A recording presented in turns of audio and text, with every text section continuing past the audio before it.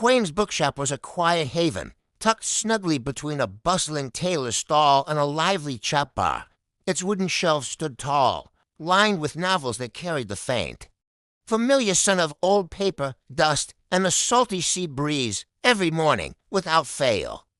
Quame would polish the worn wooden counter until it shone. Then he would wait. He'd wait for customers, though in truth, not many ever came. But there was one face that returned, again and again. Her name was Emma. She was a mystery, a beautiful puzzle.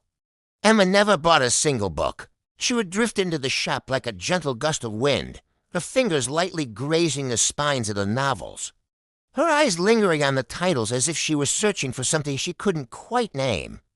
And Quame, from his post behind the counter, would watch her. Every time she walked in, his heart would start to beat a frantic rhythm, thudding like the festival drums on a celebratory night. One afternoon, he gathered his courage. "Find anything today?" he asked, his voice trembling just a little. Emma looked up and smiled, a lovely, genuine smile that made a dimple appear in her cheek. "Not yet," she replied softly, "but I like being here," and so the days turned into weeks. She returned as reliably as the tide, always leaving with empty hands but filling the quiet shop with her warm, vibrant presence. Quame started to notice the little things, the way the afternoon sunlight would get caught in her.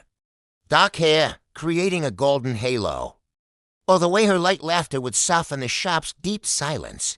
One evening, as the world outside came alive with the sound of troctor horns and the delicious smell of roasted plantain from the street vendors, Quame made a decision. He reached for a book, a collection of classic Ghanaian love poems, and placed it gently on the counter. "For you," he said, his voice barely a whisper. Emma hesitated for a moment, her eyes wide with surprise. Then she reached out and took it, her fingers brushing against his for a fleeting second. "Maybe," she whispered back, her gaze meeting his. "I was just waiting for the right story." It was in that moment that Quame understood love, much like a good book. Doesn't need to be bought or sold. It only needs to be opened. For more short stories that touch the heart, subscribe to Echoes of Passion. Thanks for listening.